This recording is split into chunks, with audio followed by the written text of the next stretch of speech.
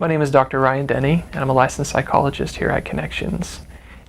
Family systems are extremely complex, and every family system and situation is unique and different, and so it's important to learn how to navigate those in a way that works well for the family. So I'd like to offer just some general suggestions or guidelines on how to handle holiday time with extended family. So boundaries are very important. Setting boundaries and making your own family's traditions.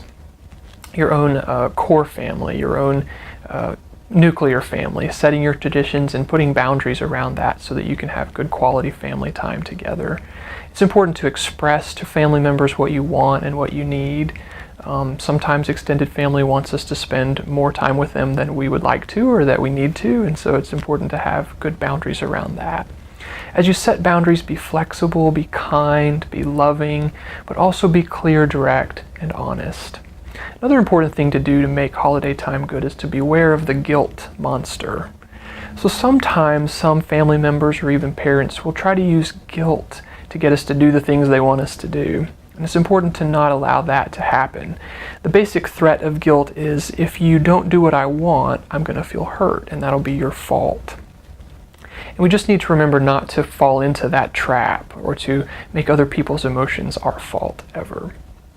You can't please everyone, that's just the way it is, and we have to remember that disappointing our family members doesn't necessarily mean that we've done something wrong. It just means that we've created a boundary that we feel is good for us. Another important thing to remember is to set priorities. What are your priorities for you and for your family? And keeping them in line and making decisions that are in balance with those priorities. So constructing your time around your priorities and working everything else kind of in around those priorities when possible. Also, sometimes spouses or partners will have different priorities from each other, and so it's important to get on the same page with all of that, to have good communication, to talk about that, so that you and your family can have compromise and can have priorities that fit for y'all.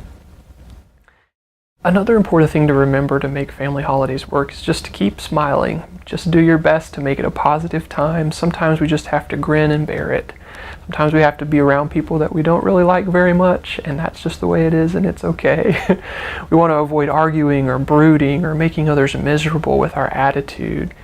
And it's important to be an example to our children of how to handle difficult family members or situations that may be tough. Finally, just forget trying to be perfect. Forget trying to do everything perfectly and criticize yourself too much, and just enjoy togetherness with your family. There's no such thing as a perfect holiday, so just give yourself permission to be imperfect and do your best and put your priorities in line with what you feel is best for you, and it'll be a great holiday season.